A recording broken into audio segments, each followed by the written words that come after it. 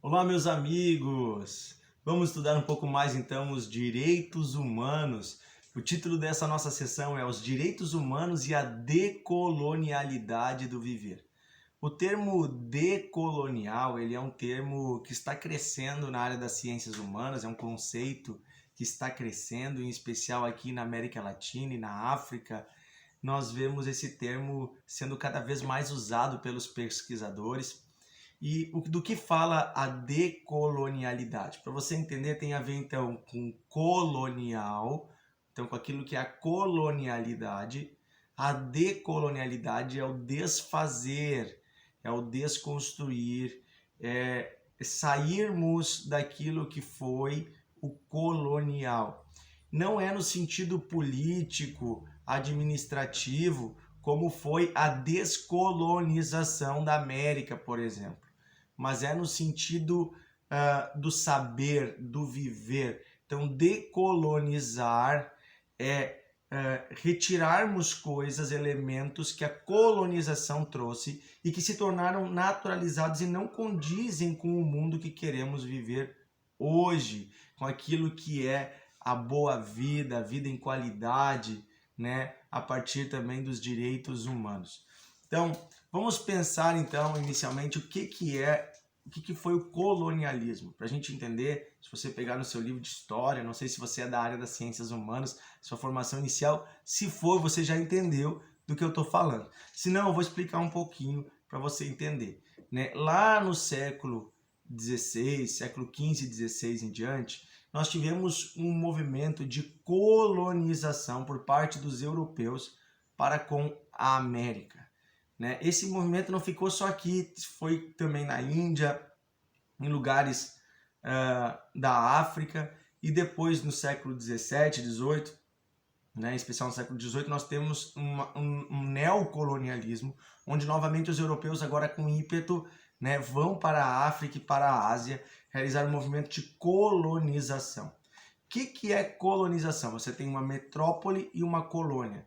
Então, uma nação que se considera mais desenvolvida toma de forma imperial outras nações, outros territórios onde tem pessoas vivendo com suas formas de viver, e esta então, com interesse naquilo que há de riquezas naturais nesse território, né, usa de todos os meios para extrair esta riqueza e levar para a sua metrópole.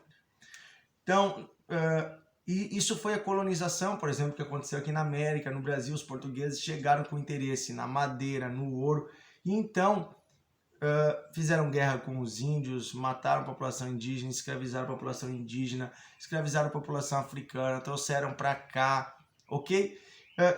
Para além de um movimento político, né, que é esse movimento do nacionalismo, né, dessas nações em parceria com a burguesia local, que fez isso, né, se tornar real, houve todo um discurso que se construiu, um discurso que legitimou a colonialidade. Qual é esse discurso? De que a Europa é o ideal e de que aqui na América, na África, em outros lugares do mundo, o que tinha não era civilizado, ok? Não era civilização. E que o que tinha lá, sim, era civilização. Então, o que é de lá é bom, o que é daqui é ruim. E isso tem a ver também com as raças. A ideia de que o branco europeu é o bom. O negro, o índio, o mestiço não presta. Então, a ideia também de que esses são vagabundos, porque não querem e se negaram, inclusive, a trabalhar muitas vezes como escravos. Que ganho tinham como escravo? Nenhum. É óbvio que se negariam a trabalhar. Quem aceitaria trabalhar como escravo numa boa? Então, esse discurso colonial, ele serviu para a dominação dos povos. E esse discurso, de uma forma ou de outra, ele permaneceu na humanidade até o final da Segunda Guerra Mundial. Muito forte. E ele, na verdade, ainda permanece até hoje, de uma forma ou de outra, embutido. O preconceito, por exemplo, que nós temos hoje racial, tem tudo a ver com isso, porque a ideia de raça foi criada e desenvolvida durante o período colonial para justificar Então, por exemplo, europeus cristãos. O cristão, né, se nós estamos estudando ciência da religião, você vai ver que pela sua gênese da religião cristã, deveria amar ao próximo. Deveria garantir a todos a liberdade. Pelos ensinamentos de Jesus Cristo, o cristão nunca deveria oprimir ninguém, nem exigir nada de ninguém à força. Deveria ter paz com todos. Mas como é que se justifica então a escravidão do negro? Tomá-lo à força, obrigá-lo a algo, chicoteá-lo? Ah, o negro é um animal. Ele não tem alma. Isso foi um argumento usado por muito tempo. O índio não tem alma. Ou se tem alma, ele é um depravado, ele é um filho do diabo. Então ele merece passar por isso. Então se usava de um discurso pseudo-religioso. Vamos dizer aqui, ó, vamos ser bem claro, não foi toda a Igreja Católica que apoiou isso. Foi um pedaço da Igreja Católica que foi até usada para isso, né? Mas que também teve interesses nisso, né? Enquanto outras partes não aceitaram. Por exemplo, os padres jesuítas não aceitavam esse discurso. Tanto que eles morriam defendendo os indígenas, né? Nós vimos isso aqui na América.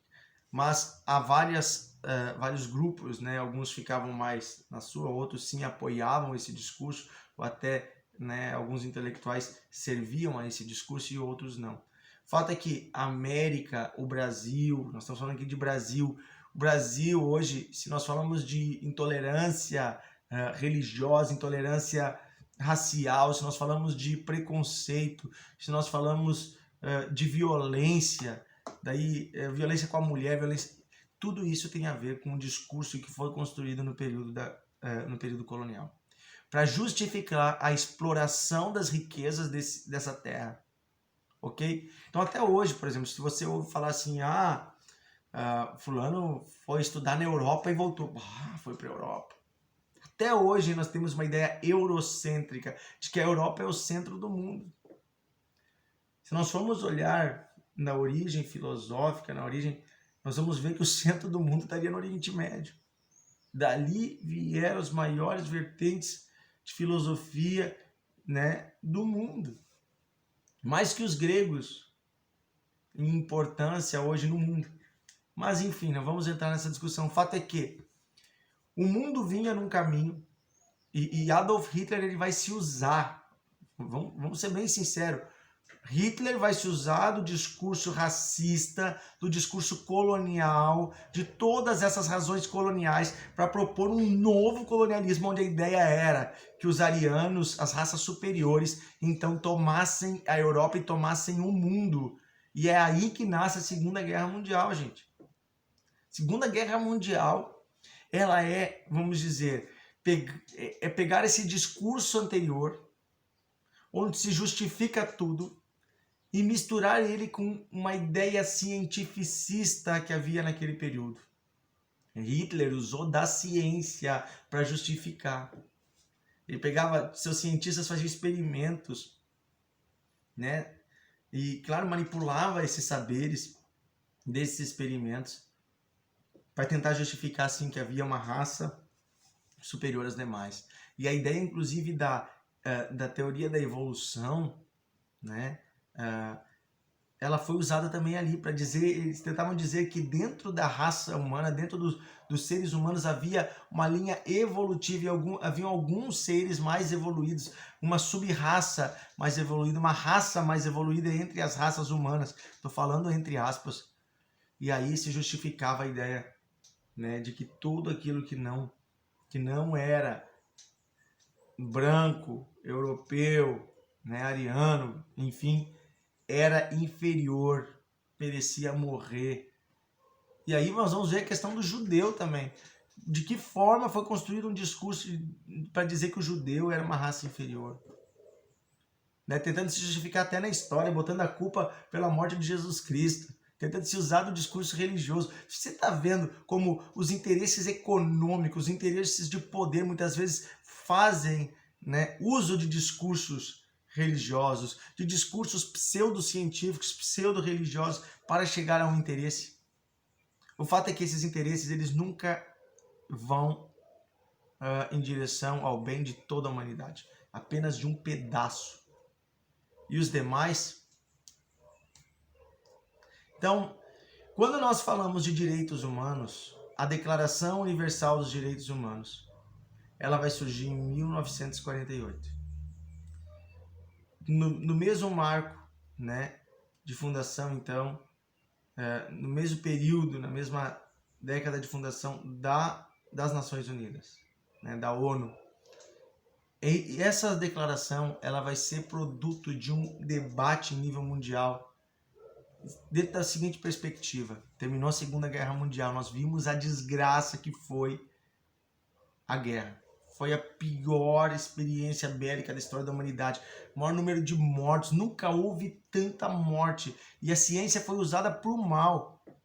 Nós vimos bombas de gás, aviões sendo usados para o mal, para matar gente, né? Metralhadoras cada vez mais potentes, bomba atômica. Nós chegamos à seguinte conclusão: a humanidade evoluiu tanto que se isso acontecer de novo, se o mundo viver essas experiências de novo, o mundo não resiste.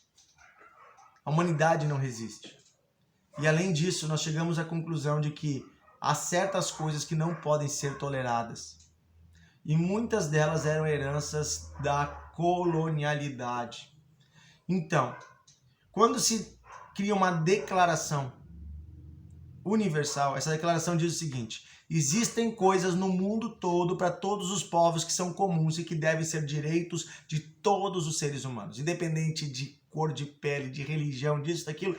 Todos os seres humanos têm direito a algumas coisas básicas, independente de que país vive, de que cultura está, independente da religião do líder, são direitos de todas as pessoas. Ok? Então, essa declaração, ela vai servir ao propósito também da decolonialidade, do viver. Ou seja, mudar a forma de viver, extraindo, né, aqueles elementos, retirando aqueles elementos que vieram desde a colonização e que iam contra a humanização, a humanidade, que eram desumanos. Ok?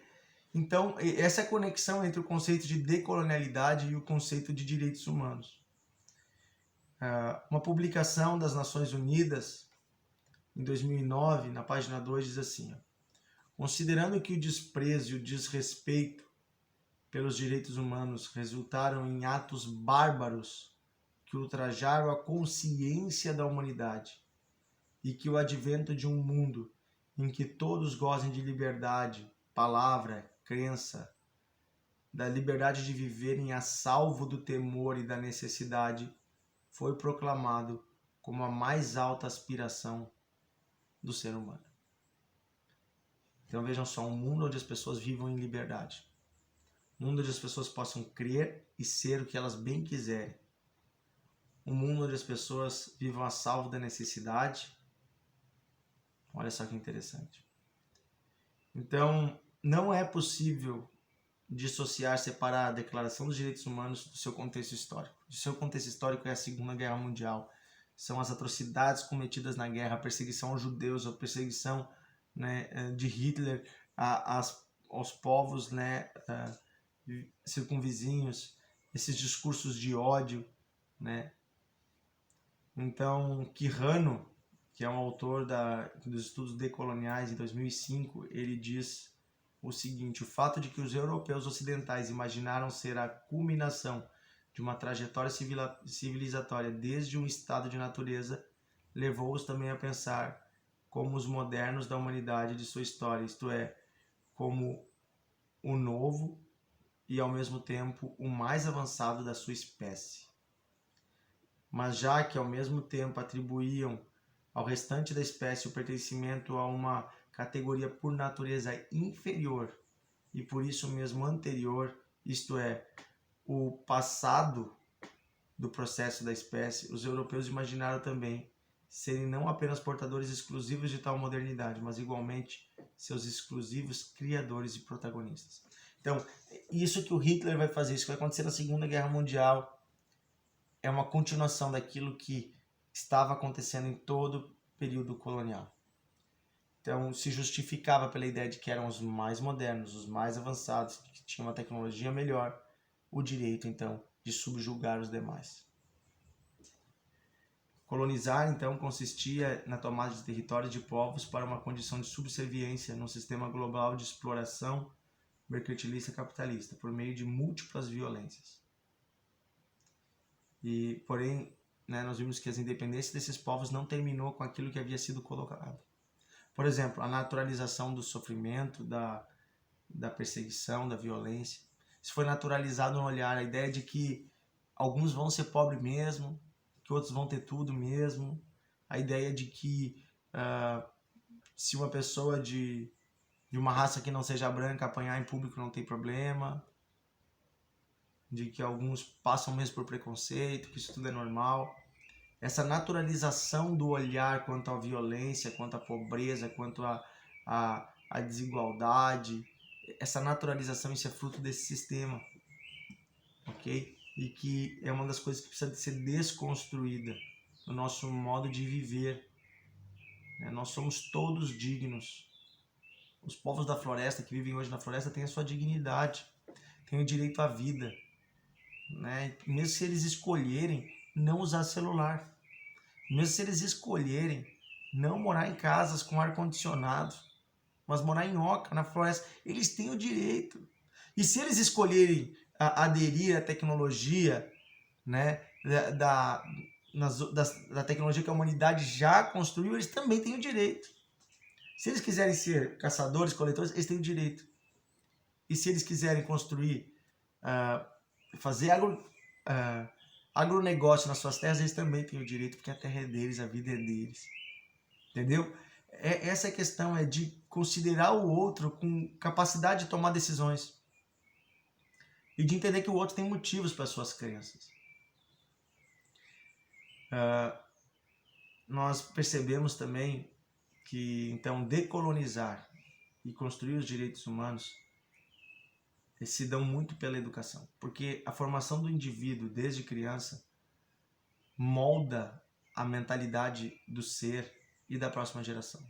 Então, quando nós trabalhamos a Declaração dos Direitos Humanos em sala de aula e trabalhamos essa discussão a respeito da naturalização e da desnaturalização do olhar quanto às violências, quanto às opressões, nós começamos a permitir que esses indivíduos percebam que todos são dignos, né, de serem tratados com a mesma humanidade. Todos são dignos de serem respeitados e amados, independente de qualquer estranhamento que poderia ser causado pela diferença. A diferença não deve nos separar, mas nos unir. E a escola, ela é o lugar para se implantar os direitos humanos. Isso é muito importante. Logo aqui abaixo, nós temos o texto original de 1948 da Declaração Universal dos Direitos Humanos. Eu vou ler alguns pequenos artigos que são bem interessantes para encerrar esse tópico aqui. Primeiro artigo 1º. Todos os seres humanos nascem livres e iguais em dignidade e em direito. Dotados de razão e de consciência, devem agir uns para com os outros em espírito de fraternidade. No artigo 2º fala que qualquer ser humano pode usar, independente de qualquer distinção, o direito, né, às suas liberdades proclamadas nessa declaração. No artigo 3º diz: todo indivíduo tem direito à vida, à liberdade e à segurança pessoal. Artigo 4º. Ninguém será mantido em escravatura ou em escravidão. A escravatura ou o trato dos escravos sob todas as formas são proibidos. Ninguém será, no artigo 5º, submetido à tortura, nem a penas ou tratamentos cruéis, desumanos ou degradantes. Artigo 6º. Todos os indivíduos têm direito ao reconhecimento, em todos os lugares, da sua personalidade jurídica. Artigo 7º. Todos são iguais perante a lei e, sem distinção, têm direito à igual proteção da lei. Todos têm direito à proteção igual contra qualquer discriminação que viole a presente declaração e contra qualquer incitamento a tal discriminação. Vamos pular aqui, artigo 9º, por exemplo, ninguém pode ser arbitrariamente preso, detido ou exilado. Então, sem um julgamento, ninguém pode ser preso, sem que tenha cometido algo, que se haja provas, que haja lei. Arbitrariamente quer dizer assim, a pessoa vai lá e diz, prenda o fulano. Não existe isso, o delegado não tem esse poder. Ninguém tem esse poder, o presidente não tem esse poder de prender alguém. Quem faz isso é o sistema judiciário, quando percebe-se que há sim uma violação de algum outro direito, que está pondo em risco um outro indivíduo, por exemplo. Então, aqui nós temos artigo 12º, ninguém sofrerá intromissões à sua vida privada, olha só, arbitrárias à sua vida privada, na sua família, no seu domicílio ou na sua correspondência, nem ataques à sua honra e reputação. Contra tais intromissões ou ataques, toda pessoa tem direito à proteção da lei. Olha só. A pessoa tem direito também no artigo 13º de livremente circular, tem o direito de ir e vir, e de escolher a sua residência no interior de um estado, de um país. Toda pessoa tem direito de abandonar o país em que se encontra, incluindo o seu, e o direito de regressar ao seu país. Tem países que não permitem isso, que você saia do país. E aí já é uma violação aos direitos humanos. Sabemos de países no mundo, aqui perto mesmo, algumas ilhas, que não permitem que as pessoas saiam do país a hora que bem quiserem.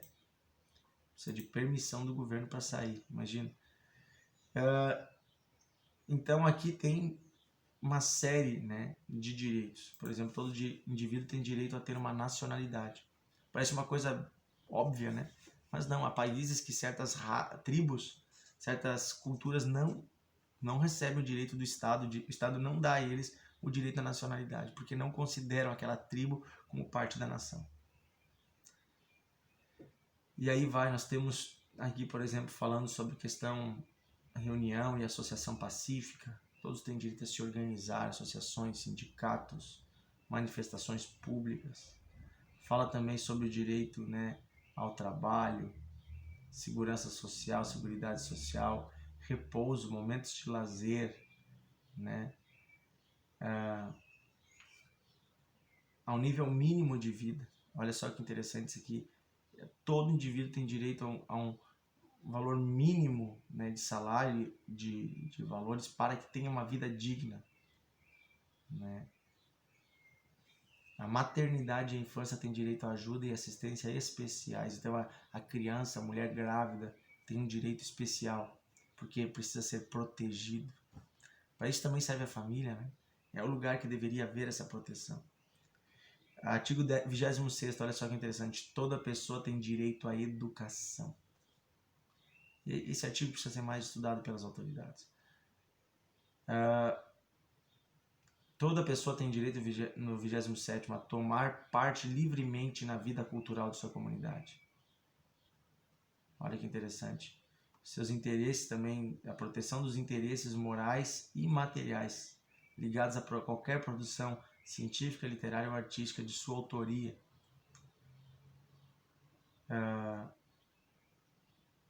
Toda pessoa também tem direito, tem deveres para com a sua comunidade. Olha só, artigo 29º. Fora da qual não é possível o livre e pleno desenvolvimento de sua personalidade. Então, ele precisa ter deveres com a sua comunidade.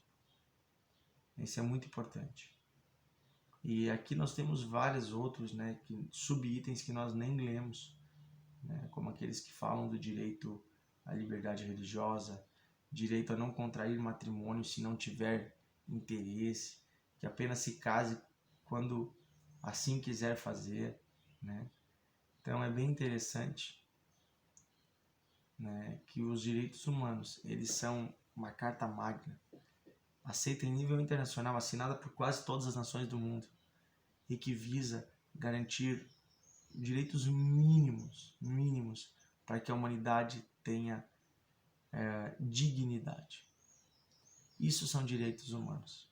Direito humano não é, como nós já falamos, aquela ideia de defender bandido. O bandido também tem direito aos direitos humanos.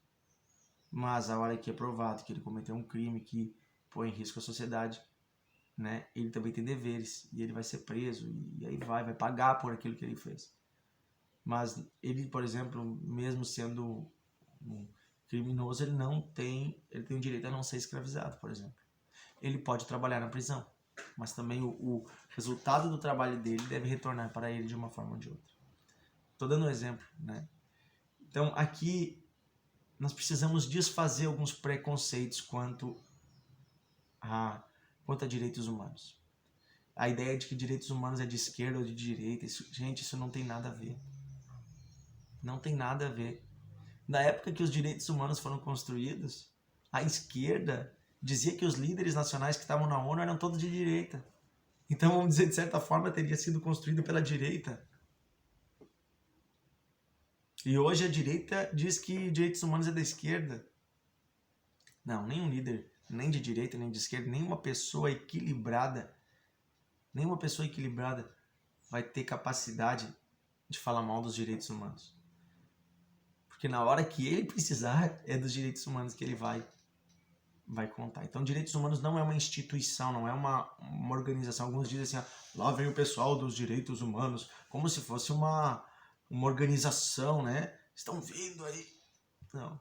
Existem sim pessoas, advogados, pessoas do direito, pessoas da sociedade, você e eu, qualquer pessoa que podemos defender a causa dos direitos humanos, que aliás deveria ser defendido por todos os seres humanos. Ok? Então, quando nós colocamos em xeque os direitos humanos, nós estamos colocando em xeque nossos próprios direitos e a nossa própria dignidade. E a hora que isso aqui cair por terra, nós abrimos oportunidade novamente para os totalitarismos. Para que de novo ditaduras se estabeleçam, para que de novo pessoas passem por cima uns dos outros, para que haja de novo escravidão, para que haja de novo violação dos direitos, para que pessoas sejam exiladas à força, para que pessoas sejam presas sem... né, para que pessoas sejam discriminadas pela sua religião, para que haja uma religião oficial e as outras sejam proibidas. Você está entendendo que os direitos humanos, eles são uma carta para garantir que haja dignidade e respeito à pessoa humana, indistintamente. Ok? Claro, há questões aqui que são discutidas, que as pessoas analisam. Por exemplo, o direito à vida, que diz no artigo 1º, né?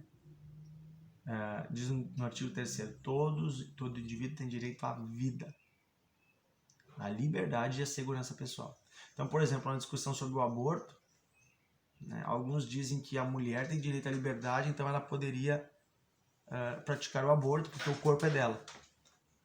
Mas o indivíduo que está dentro dela, segundo aqui, o indivíduo tem direito à vida, à liberdade e à segurança pessoal. Então o Estado, a sociedade deveria garantir a segurança daquele indivíduo. Daí a discussão toda está: o feto é um indivíduo ou não é um indivíduo? Quando você se torna um indivíduo? Quando? E aí vem essa discussão toda que nós temos hoje. Alguns dizem que é no 3º mês, outros dizem que já é na concepção, outros vão dizer que é só quando nasce. E aí nós vamos ter toda uma discussão. Na minha opinião pessoal, desde que se concebe, né, desde que é concebido e aquele ser de forma individual começa a viver, a ter vida própria, a ter um próprio coração, na minha opinião, já um indivíduo já tem direito a esse artigo aqui. Ok? Mas é a opinião de cada um, você pode discutir, isso é uma questão bem interessante. Ok? Então, os direitos humanos, eles são para defender todas as pessoas, na sua dignidade. E eles devem ser trabalhados em sala de aula. Eu indico que você assista aqui abaixo, nós temos alguns vídeos que falam da história, né, dos direitos humanos. Tem uns vídeos bem legais aqui. Inclusive tem o texto também esse da declaração para você baixar, você pode baixar ele e então ter ele. E eu indico que você trabalhe em sala de aula o texto original dos direitos humanos. De repente dá para trabalhar um por um, dividir em grupo com os alunos, né, para eles conhecerem os direitos humanos. Eles não sabem quais são os direitos. E a pergunta é, algum desses direitos é ruim? Não, são todos ótimos. Se algum desses direitos fosse violado na tua vida, como você iria agir? Né? Como você se sentiria? Ok? Então, nós devemos trabalhar ele em sala de aula. Mas não apenas falar, os direitos humanos, quais são os direitos humanos? Isso é importante. E qual história tem por trás dos direitos humanos? Por que eles surgiram? Há um dos vídeos aqui embaixo bem interessante que ele mostra a luta que houve na humanidade para que pudesse ser, né, conquistado esses direitos, que não foi fácil, não foi do dia para a noite. Foi uma construção, né, de toda a humanidade. Ok? Vamos continuar estudando. Encontro você no próximo tópico.